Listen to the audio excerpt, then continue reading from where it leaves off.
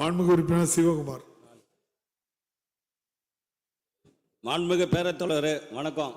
ஒரு வாரமாக கை தூக்கி இன்னைக்கு வாய்ப்பு கொடுத்த பேரவைத் தலைவருக்கு நன்றி தெரிவித்து, மயிலம் சட்டமன்ற தொகுதியில் வீடு ஒரு அணையில் கேள்வி தந்தா நன்றி எல்லாம் ஒன்றும் சொல்லணும்னா கேள்விக்கு வாங்க. முதல்ல தேசிய நெடுஞ்சாலையில் வீடு ஒரு அணை கட்டி இருக்கிறது. அது பொதுப்பணித்துறைக்கு சொந்தமான இடம் இருப்பதால், என்ஹெச்சில் இருப்பதால் அடிக்கடி திருச்சி டு சென்னை போய் வரவங்களுக்கு வசதியாக புதிதாக சுற்றுலா மாளிகை அமைக்கப்படுமா என்பதை பேரவைத் தலைவர் வாயிலாக அறிய விரும்புகிறேன். மாண்புமிகு அமைச்சர்.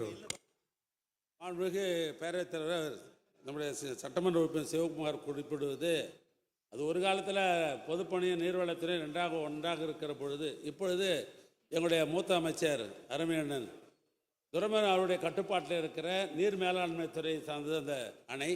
எனவே அங்கே அவர்கள் துறையின் மூலமாக தான் கட்ட முடியும், பொதுப்பணி போய் நேரடியாக கட்ட முடியாது. அதனால் நீங்கள் அவர்கிட்ட கேளுங்க, கட்டாயம் செய்வார்.